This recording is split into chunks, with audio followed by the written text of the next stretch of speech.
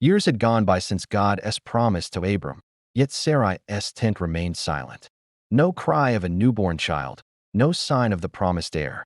Each sunrise reminded her of what she didn't have, and each sunset deepened the ache in her heart. One evening, with desperation in her voice, Sarai spoke to Abram. "The Lord has kept me from bearing children," she said softly. "Go, sleep with my maidservant, Hagar. Perhaps I can build a family through her." Abram hesitated, but weariness and impatience took root. He agreed, and Hagar, the Egyptian servant, became pregnant. But when Hagar realized she was with child, her heart grew proud, and she began to despise Sarai, her mistress. Jealousy and resentment filled the camp. Sarai turned to Abram in anger, saying, "This wrong is your fault. May the Lord judge between you and me."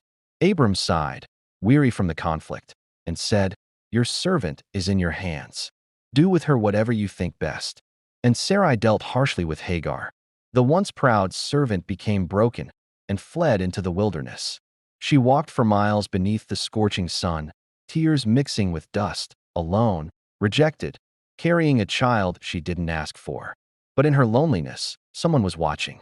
At a spring of water in the desert, the angel of the Lord appeared to her and said, "Hagar, servant of Sarai, where have you come from, and where are you going?" She whispered through her tears, "I am fleeing from my mistress, Sarai." Then the angel spoke again, "Return to your mistress and submit to her. For I will greatly multiply your descendants so that they cannot be numbered for multitude." The angel continued, "Behold, you are with child, and you will bear a son.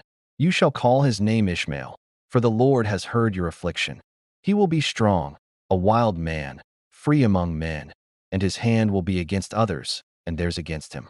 And Hagar bowed her head in wonder, saying, "You are the God who sees me." For she realized that even in her suffering, she was not forgotten. God had seen her tears, heard her cry, and met her in the wilderness. Hagar named that place Bir-lahai-roi, meaning the well of the living one who sees me. She returned home, carrying hope where there once was pain. And in time, she bore Abram a son. Abram named him Ishmael, which means God hears. Even in human failure, even in broken plans, God's mercy moves through the wilderness. He is the God who sees and the God who hears.